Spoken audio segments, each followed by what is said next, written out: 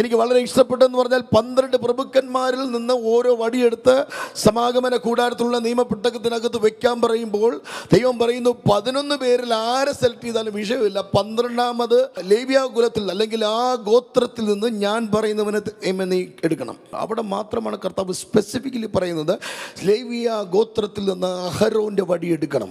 കാര്യം വേറെ 11 ആരെ സെലക്ട് ചെയ്താലും വിഷയമില്ല, കാര്യം സെലക്ട് ചെയ്താലും ഇത് തളർക്കത്തില്ല.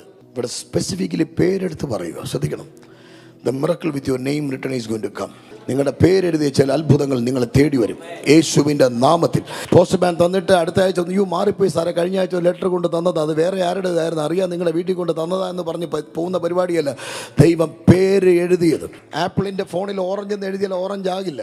യേശുവിൻ്റെ അധികാരമുള്ള നാമത്തിൽ നിങ്ങളുടെ പേരെഴുതിയത് നിങ്ങൾക്ക് വേണ്ടി കർത്താവ് ഒരുക്കിയത് വേറെ ആർക്കും എടുക്കാൻ പറ്റില്ല. ചില സീറ്റുകൾ അങ്ങനെ അസൈൻഡ് ആകുന്നു, ചില പൊസിഷൻസ് അങ്ങനെ അസൈൻഡ് ആകുന്നു.